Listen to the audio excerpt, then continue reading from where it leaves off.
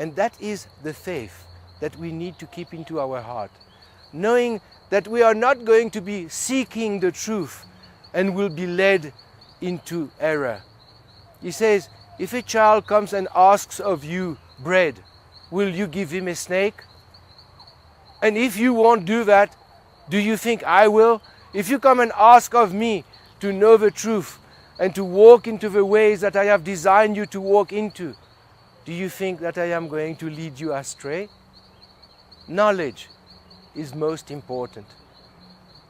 And if we do not seek His wisdom and His understanding, we will continue to wallow in this darkness of ignorance and think that fatally we are doomed to die. But we are not. We are born of God. We are created in His image and in His likeness. If my dog has puppies, they are still dogs. And that's why when Jesus came, He spoke to the Pharisees and the Sadducees. He said to them, have I not said, you are gods? And He's quoting the Psalms. And He said, and if I called them gods, those to whom the Logos, the logic came, why do you call me a blasphemer if I call myself the Son of God? And they wanted to stone Him. They wanted to stone Him because He said, we want to stone you because you, being a man, make yourself out to be a God. The knowledge of our identity is so important. And that only comes from understanding. It's like the story of this old lady who was a wonderful maid that has been looking after her for 20 years, diligently, every day, giving her all the cares that she needs, bathing her, feeding her, doing her hair, doing her makeup, caring for her because she couldn't care for herself. She was so happy with what she received from her maid that one day she decided to write her last will. And in her will she bequeathed to her maid all her earthly belongings, her home, her car, all the wealth, her jewelry, everything. And she wrote it on a scroll, tied it with a ribbon, and handed it to her maid. And the maid took it and said, thank you, Mom. Thank you very much. And she took it home and she placed it on top of her mantelpiece. Months went by. Eventually the madam died, and the authorities came and considered that this lady had died intestate, which meant she died without a will. So everything was divided according to the law of the land. The maid cried, went to the funeral, saw everything being disbanded, the house sold, and she didn't know what she had in the document that she had on her mantelpiece, that she treasured as being a gift from the madam. She didn't know because she never learned how to read. She couldn't understand what was on that testament. And therefore she continued to live as a maid in poverty, when really she was heir to everything that the madam had left her, the house, the wealth, the cars, the status, everything. And it's the same with us. We are heirs to the universe. We are sons of the creator of the universe. Our heritage is so vast.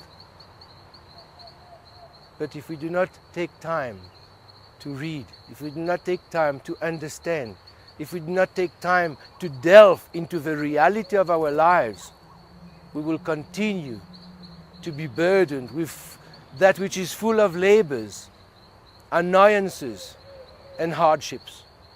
That which complicates every one of our lives. Then our focus is on survival. Our focus is meeting the next day's bill. Our focus is to survive with very little to look forward to. We all take for granted that we only utilize 7% of our brain power. We are proud, we declare it to one another. We only use 7% of our brain ability. And nobody says, but where do we find the 93% of our ability? The analogy would be like having a Porsche designed to function at 300 kilometers an hour and only being able to drive it at 30 kilometers. And you know what? At first, if we knew it was going to perform 300 kilometers and we only do 30, we would be very disappointed. But as we drive, we find out that everyone around us is driving slower than 30. Some 10, some 12, some 15. And we tell ourselves, we are okay because we are faster. That's when we start to measure ourselves with ourselves. And we stop measuring ourselves with our blueprint. And our blueprint is to perform at 100% capacity.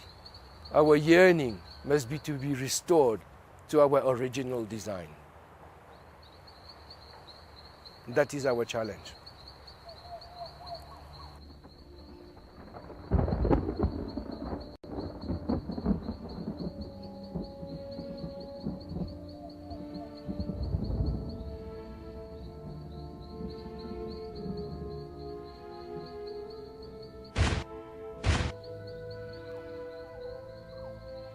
While man is growing, life is in decrease, and cradles ruckus nearer to the tomb.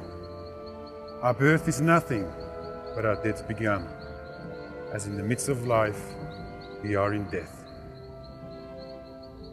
Commit this body to the ground, earth to earth, ashes to ashes, dust to dust, in sure and certain hope of the resurrection.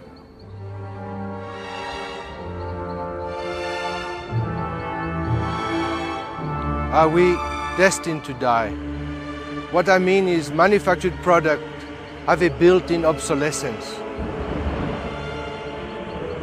Do we fall in this category?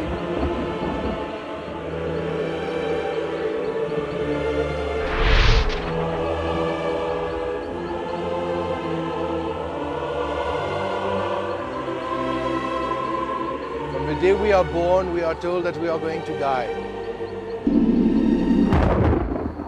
And we plan our lives accordingly. We start our lives, we go to school, then we study, then we work. And even at work, we are given this expectancy that by the time we reach the age of 65 for men, we need to retire. Because our lives expectancy comes to 70 or 80. Where do we get this idea from? Is it a God-made thing? Is it written in the Bible? Is it written in the scriptures that men must reach 70 or 80 years? Because if that is our design, we have no chance to overcome it. But if we go to Psalm 90, it is a psalm of Moses, and Moses is describing the wilderness journey of Israel. Israel, as you know, was very upset with God and was rebelling against God, and they said, what are we doing here? We're going to die in this wilderness. Why don't you just send us back to Egypt? Even though they were witnessing God's bounty every day, every morning they woke up and manna was given to them to feed them. Yet they said, you know, in Egypt we had meat. We like it there. Let us go back to Egypt. And God was very upset with them. And He told them, I'm going to allow only your young ones, whom today have no knowledge of good and bad. They will be the ones that I will allow to enter the promised land. You will not enter the promised land. And God limited the journey of the children of Israel to 40 years in that wilderness. They circled around and around in that wilderness until their bones littered that desert. And after 40 years, God allowed the new generation to enter the land. In that Psalm 90 is the only place in Scripture where we see 80 years plus 10 or 80 years. This is the only time where man gets the concept that life's expectancy on earth must be 70 or 80 years. Because if we go to Genesis in the chapter 6, we see that God says, my spirit shall not or will not always strive with man, for he is also flesh.